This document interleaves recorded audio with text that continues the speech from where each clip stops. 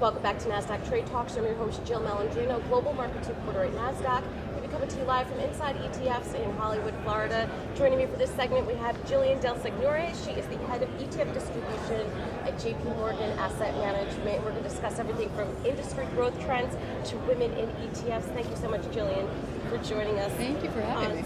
Let's talk about industry growth. I read in an interview that you've been in the industry for about 10 years and you are impressed with the amount of growth you've seen in this industry. Oh, absolutely. I mean, ETFs have been incredibly disruptive in a very positive way in the asset management industry. And I think about when I first came into the business over 10 years ago now, the products were very different. You had more plain vanilla market cap weighted. Fixed income ETFs had come into the market, but not in a really big way just yet.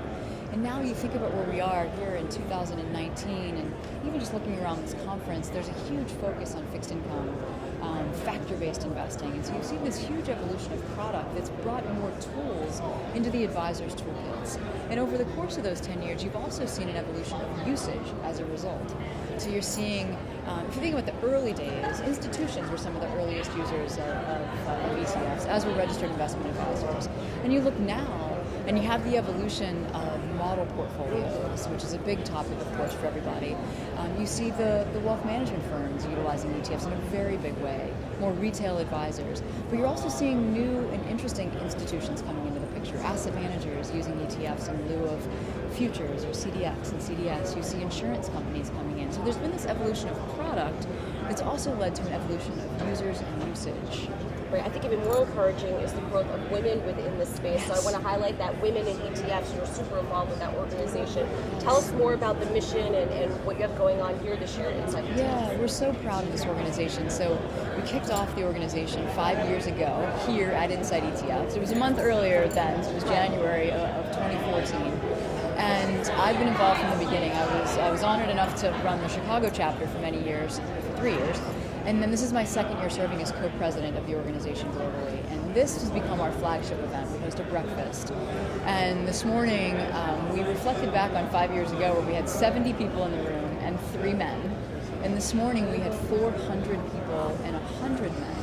So we have the mission of connecting, supporting, and inspiring. And I think the fact that we're up to almost 5,000 members globally really just speaks to the fact that there was a need for this outlet within the ETF industry for men and women to connect with each other. And we do really amazing things in the areas of mentorship and sponsorship. We're connected to 27 universities around the world to try to encourage that next generation to understand what it would be like to have a career in ETFs. I think a lot of the next generation, they don't get excited about financial services the way that I think that they should.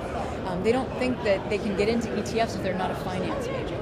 Right. And so the opportunity to spend time with that next generation, whether it be from college or even just new entrants to the business, has been really inspiring for us as part of our mission as an organization. I mean, that's amazing. That kind of rate of return over 5 years, any portfolio manager would be happy with that. Let's drill down more into JP Morgan's ETF growth. You're seeing numbers like that there as well. We are. Last year was absolutely incredible. 2018 was a year that saw us come in number 4 in flows. We started the year at $3 billion. We ended the year, well, we are right now just crossing over $20 billion. So the end of last year, about 18. So for us, it was exciting because you saw our product lineup evolve, where we've always wanted to build out our product lineup the way you'd build a portfolio.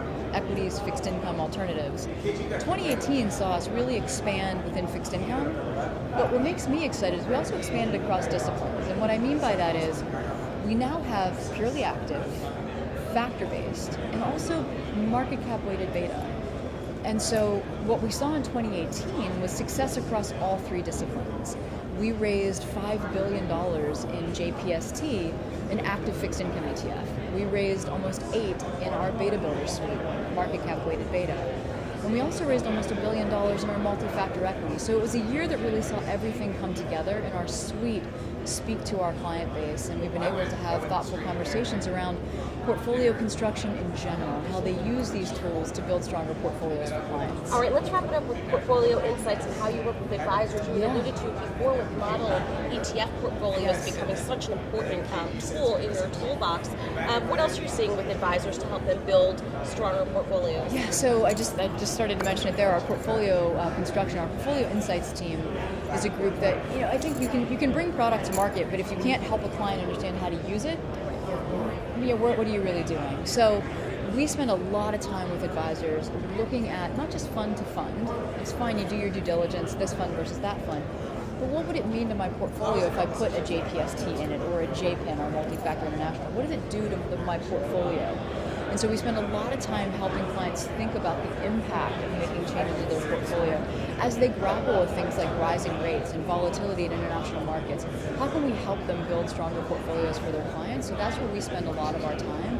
And now with the expansion of our fixed income line, as that part of our portfolios gets more and more challenging, we're actually doing deep diagnostics just on fixed income and helping them think about what would it do to add a short duration product or a global bond portfolio as they try to think about building a stronger fixed income portfolio for clients as well. All right, Jillian, thank you so much for joining us at Inside ETFs.